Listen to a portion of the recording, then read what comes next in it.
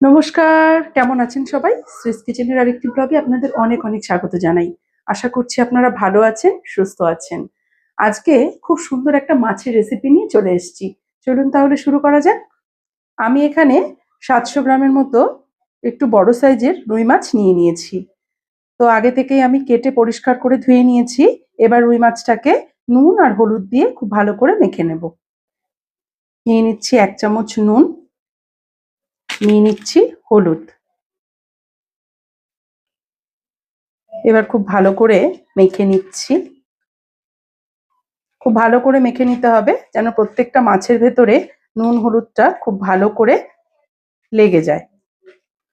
মাখানো হয়ে গেছে। এবার এগুলোকে আমি হালকা করে ভেজে নেব। কিছু কিছু রান্না আছে সর্ষের তেলে না করলে কিন্তু হয় না। সর্ষের তেল দিয়ে দিলাম। এবার তেলটা খুব ভালো করে গরম হয়ে আসা পর্যন্ত অপেক্ষা করব। তেল থেকে যখন ধোঁয়া উঠবে তখন মাছগুলো ছেড়ে হালকা করে ভেজে নেব। মাছটা ছেড়ে দিচ্ছি।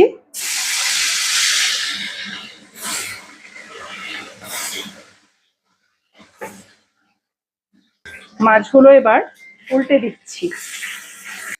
মাছগুলো হালকা করে ভাজা হয়ে গেছে। এবার আমি তুলে নেব।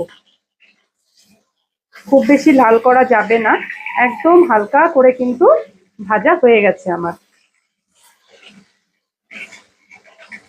এই রেসিপিটা বাড়িতে যদি কোনো আত্মীয় আসে বা নিজেদেরও যদি রোজকার ওই একঘেয়ে ঝোল খেতে ভালো না লাগে তাহলে করে দেখতে পারেন, ভীষণ ভালো লাগবে। সাদা ভাত, পোলাও, পরোটা সবকিছুর সাথেই ভালো যায়।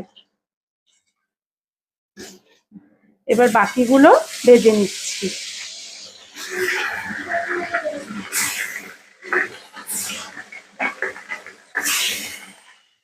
মাছগুলো এবার উল্টে দিচ্ছি। মাছটা ভাজা হয়ে গেছে, তুলে নিচ্ছি। এবার আমি একটা মশলা করে নেব। তার জন্য এখানে কয়েকটা উপকরণ নিয়ে নিয়েছি এখানে আমি দারচিনি, 5 থেকে 6টা এলাচ, 5 থেকে 6টা লং, এখানে আছে 15 থেকে 16টা কিশমিশ, 10 থেকে 12টা কাজু আমি ভেঙে নিয়েছি, আর আছে 7 থেকে 8টা কাঁচা লঙ্কা। এখানে নিয়ে নিয়েছি একটা বড় সাইজের টমেটো, ছোট ছোট টুকরো করে কেটে নিয়েছি। আর নিয়েছি একটা বড় সাইজের পেঁয়াজ। পেঁয়াজটাকে রাফলি ছোট ছোট টুকরো করে কেটে নিয়েছি।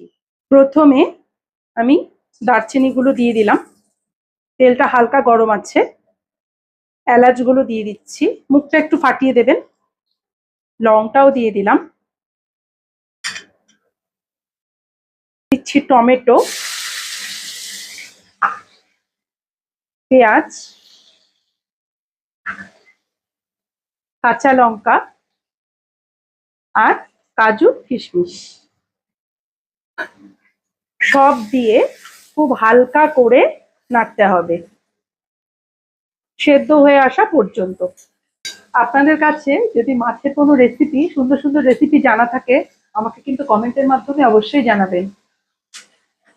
আমার আজকের এই রেসিপি যদি আপনাদের ভালো লেগে থাকে তাহলে লাইক, শেয়ার আর আমার চ্যানেলটা সাবস্ক্রাইব করার অনুরোধ করব।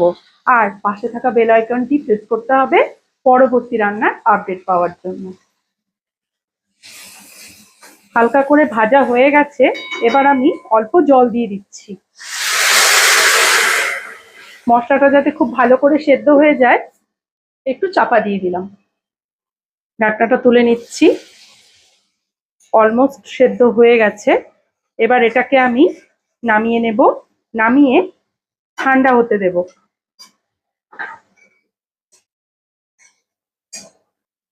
এটাকে ঠান্ডা হতে দিতে হবে। ঠান্ডা করে এটার একটা পেস্ট তৈরি করে নিতে হবে। এবার এই মশলাটা মিক্সিতে ঢেলে নিচ্ছি। ঠান্ডা হয়ে গেছে।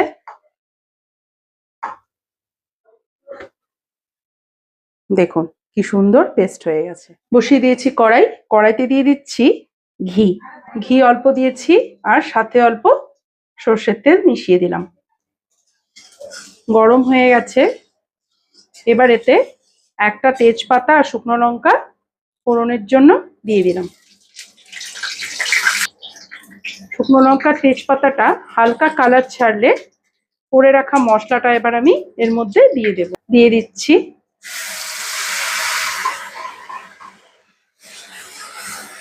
মশলাটা ভালো করে নেড়েচেড়ে মিশিয়ে নিচ্ছি।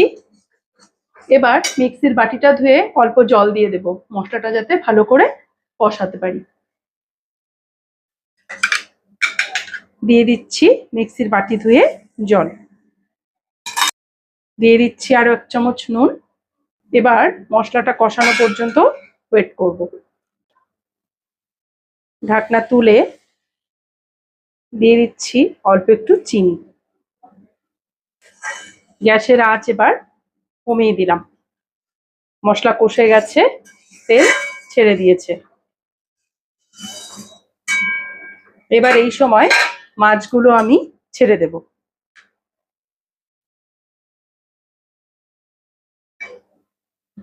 এক এক করে সব মাছ আমি ছেড়ে দিচ্ছি। আপনারা একবার হলেও এই রেসিপিটা বাড়িতে অবশ্যই ট্রাই করবেন। ট্রাই করে আমাকে কমেন্ট করে জানাবেন। সত্যি বলছি, ভীষণ ভালো হয় রেসিপিটা। দিয়ে দিচ্ছি চেরা কাঁচা লঙ্কা ফ্লেভারের জন্য। এখানে আমি অল্প একটু দুধ কেশরে ভিজিয়ে রেখেছিলাম, গরম দুধে কেশর দিয়ে রেখেছিলাম। দেখুন কালারটা হলুদ হয়ে গেছে। এবার আমি এটাও দিয়ে দিচ্ছি। হালকা করে আলতো হাতে একটু নেড়ে দিচ্ছি। ভীষণ সাবধানে নাড়তে হবে, কারণ মাছগুলো ভীষণ নরম হয়ে যায়, এই সময় ভেঙে যেতে পারে। কিছুক্ষণ স্ট্যান্ডিং টাইমের জন্য চাপা দিয়ে দিচ্ছি। হয়ে গেছে, ঢাকনা তুলে নিচ্ছি। পুরো রেডি। আজকের এই রেসিপিটার নাম হচ্ছে, আমি দিয়েছি মখমলি রুই। যেহেতু এটা আমারই ক্রিয়েট করা, তো আমি নামটাও আমি দিয়েছি। পুরো কমপ্লিট। এবার আমি এটাকে নামিয়ে নেব। নামিয়ে নিচ্ছি। তৈরি হয়ে গেল আমার আজকের এই মখমলি রুইয়ের রেসিপি। আপনারা অবশ্যই বাড়িতে একটু ট্রাই করে দেখবেন। আজ এই পর্যন্তই। দেখা হবে খুব তাড়াতাড়ি নতুন কোনো রেসিপি নিয়ে আরেকটি ব্লগে। ততক্ষণের জন্য আপনারা সবাই সুস্থ থাকবেন, সাবধানে থাকবেন। টাটা।